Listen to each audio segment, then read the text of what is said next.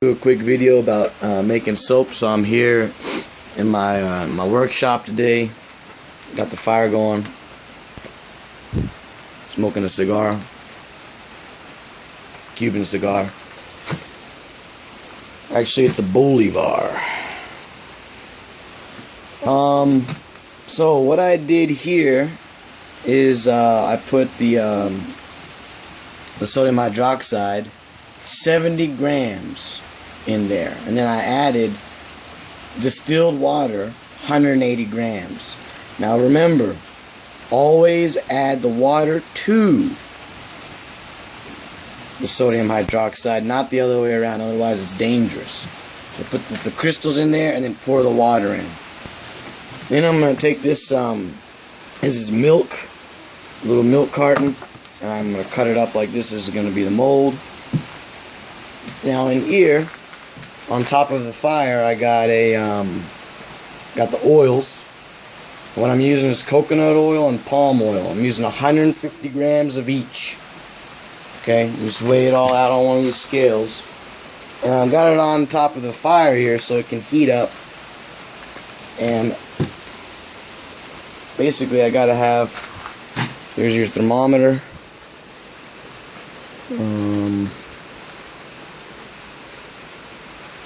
Put this in here.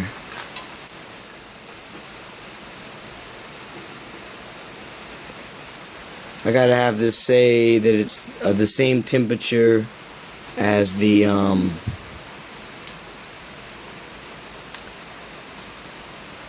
hydroxide solution. So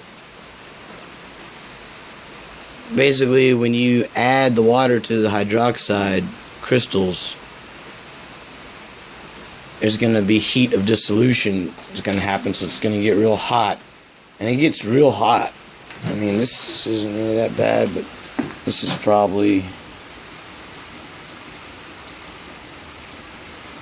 I did this about 10 minutes ago, and it's winter time. Yeah, I'm wearing a jacket, and it's still hot. I mean, it's shooting up there. So anyways, I gotta wait till this stabilizes. It looks like it's gonna be about 33 or so. It's really not that bad. It's cooling down. And then this here, I gotta wait till this is 33. Okay, it's going down. So it's not there yet. So I'll measure that in about a few minutes, and then after they're the same temperature, what you're gonna do is you're gonna add the hydroxide into the oil, and then you're gonna blend it with this blender down here. This guy. You're gonna blend it until you're gonna get kind of like stiff peaks.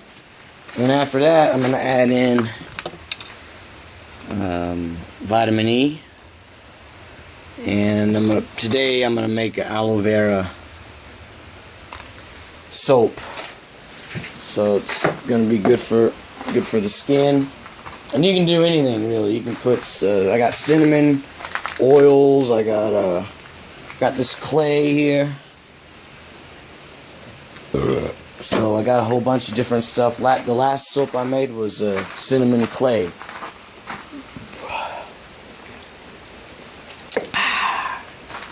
And then it's really damn good soap. And then before that I made what was it? I think I made the honey beeswax soap. I used some of this beeswax here from one of my beehives and melted it down. So it's a rainy day today, and sort of been hanging out, having a good time. Alright, so back to what we're doing here. So I added the sodium hydroxide solution very slowly to the oil when they were stabilized at about the same temperature.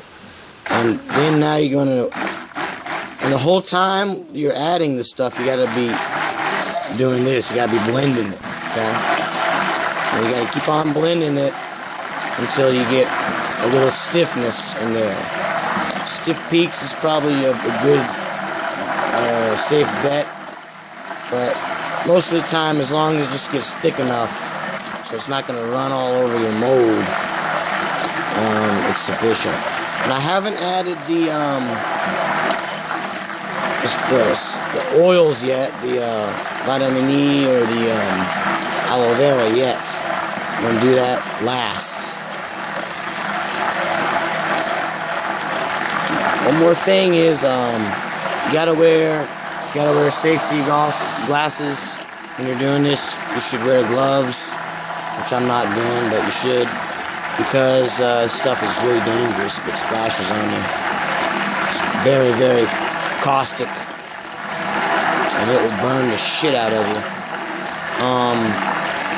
Another thing is, you really gotta weigh everything out just right. If you cut corners and do it slipshod, you know, it's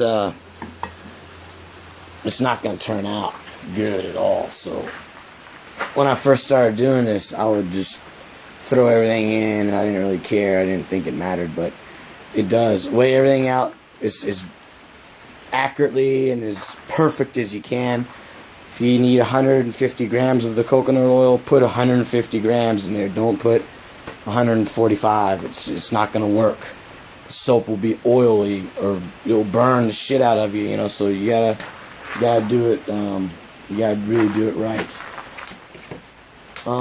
Another thing is, after you finish this and you put it in the mold, I'm gonna pour it in after this gets stiff.